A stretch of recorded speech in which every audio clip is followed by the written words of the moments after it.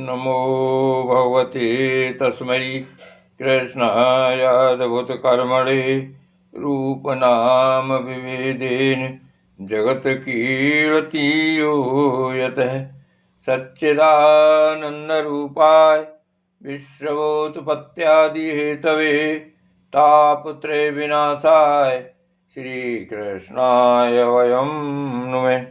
श्रीमद्भागवत महापुराण स्कंद 6 अध्याय 11 वृत्तासुर की वीरवाणी और भगवत प्राप्ति। श्री सुखदेव जी कहते हैं, परीक्षित, असुर सेना भयभीत होकर भाग रही थी। उसके सैनिक इतने अचेत हो रहे थे कि उन्होंने अपने स्वामी के धर्मानुकूल वचनों पर भी ध्यान न दिया।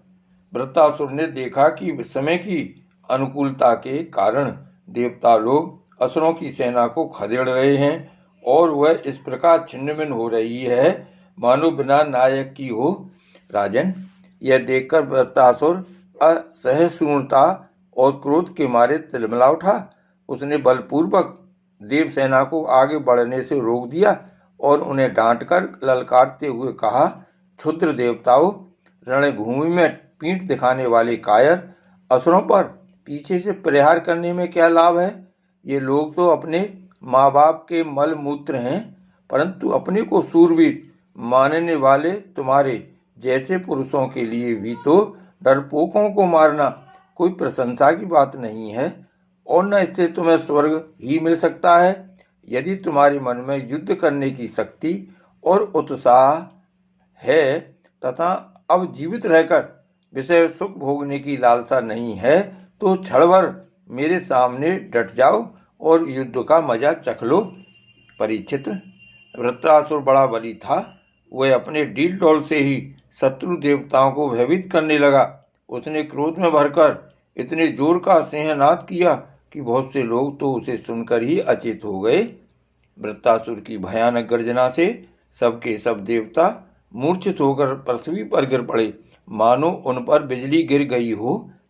अब जैसे मदोन्मत्त गजराज नरकट का वन रौंद डालता है, वैसे ही रणवांकुरा वृत्तासुर हाथ में त्रिशूल लेकर भय से नेत्र बंद किए पड़ी हुई देवसेना को पैरों से कुचलने लगा।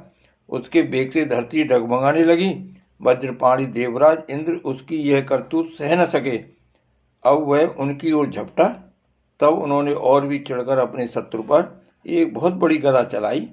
अभी वह असह्य गदा वृत्तासुर के पास पहुंची भी न थी कि उसने खेली खेल में बाएं हाथ से उसे पकड़ लिया।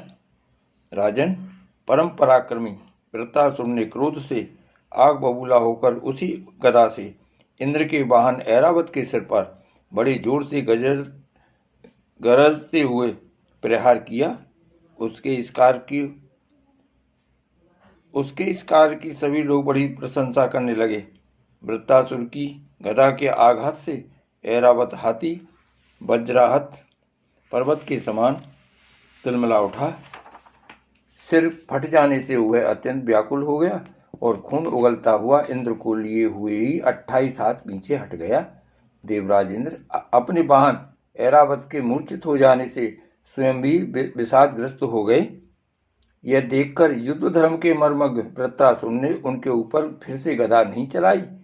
तब तक इंद्र ने अपने अमृत स्त्रावी हाथ के स्पर्श से घायल ऐरावत की वृथा मिटा दी और वे फिर रणभूमि में आ डटे। परीक्षित, जब वृत्तासुर ने देखा कि मेरे भाई विश्वरूप का वध करने वाला शत्रु इंद्र युद्ध के लिए हाथ में वज्र लेकर फिर सामने आया है, तब उसे उनके उस क्रूर पाप कर्म का स्मरण हो आया और वह शोक और मोह से युक्त हो हंसता हुआ उनसे कहने लगा।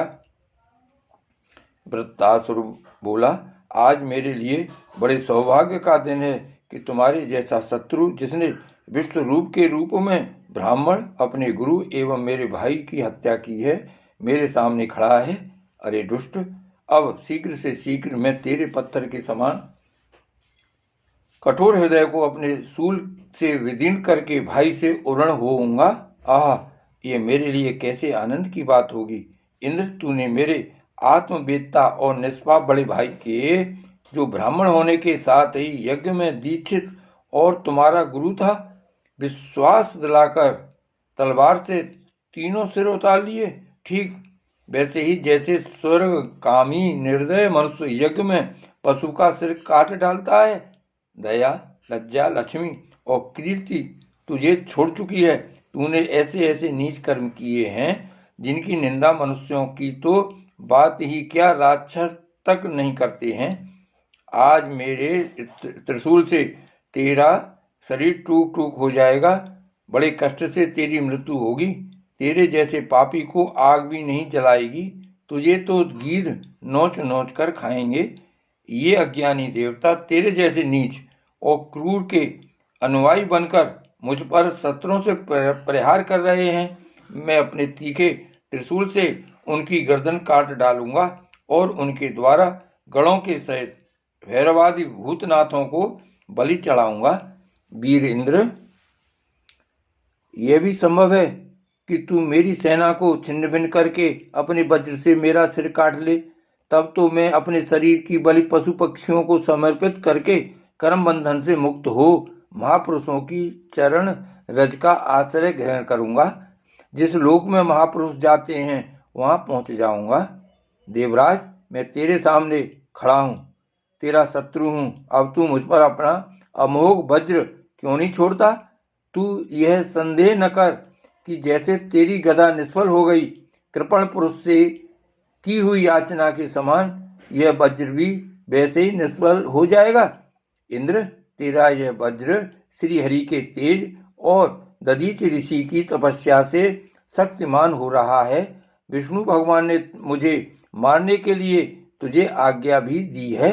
इसलिए अब तू उसी वज्र से मुझे मार डाल, क्योंकि जिस पक्ष में भगवान श्री हरि हैं उधर ही विजय, लक्ष्मी और सारे गुण निवास करते हैं।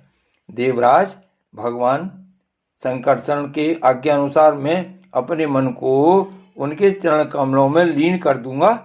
तेरे वज्र का वेग मुझे नहीं, मेरे विषय भोग रूप फंदे को काट डालेगा और मैं शरीर त्याग कर मुनि जनोचित गति प्राप्त करूंगा।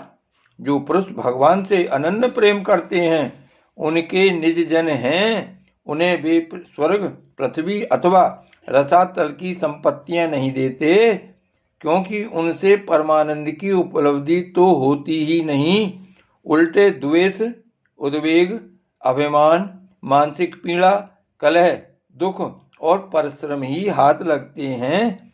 इंद्र, हमारे स्वामी अपने भक्त के अर्थ, धर्म एवं काम संबंधी प्रयास को व्यर्थ कर दिया करते हैं। और सच पूछो तो इसी से भगवान की कृपा का अनुमान होता है, क्योंकि उनका ऐसा कृपा प्रसाद अकिंचन भक्तों के लिए ही अनुभव गम्य है, दूसरों के लिए तो अत्यंत दुर्लभ ही है। भगवान को प्रत्यक्ष अनुभव करते हुए वृत्रासुर ने प्रार्थना की, प्रभु आप मुझ पर ऐसी कृपा कीजिए कि अनन्य भाव से आपके चरण कमलों के आश्रित सेवकों की सेवा करने का अवसर मुझे अगले जन्म में भी प्राप्त हो। प्राण वल्लभ, मेरा मन आपके मंगल में गुणों का स्मरण करता रहे, मेरी वाणी उन्हीं का गान करे और शरीर आपकी सेवा में ही संलग्न रहे। सर्व सौभाग्य निधे, मैं आपको छोड़कर स्वर्ग, ब्रह्मलोक, भूमंडल का साम्राज्य, रसातल का एक छत्र राज्य, योग की सिद्धियां, यहाँ तक कि मोक्ष भी नहीं चाहता। जैसे पक्षियों के पंखहीन बच्चे अपनी माँ की बाट जोहते रहते हैं, जैसे भूखे बछड़े अपनी माँ का दूध पीने के लिए आतुर रहते हैं, और जैसे वियोगिनी पत्नी और अपने प्रवासी प्रीतम से मिलने के लिए उत्कंठित रहती है, वैसे ही कमल नयन मेरा मन आपके दर्शन के लिए झटपटा रहा है।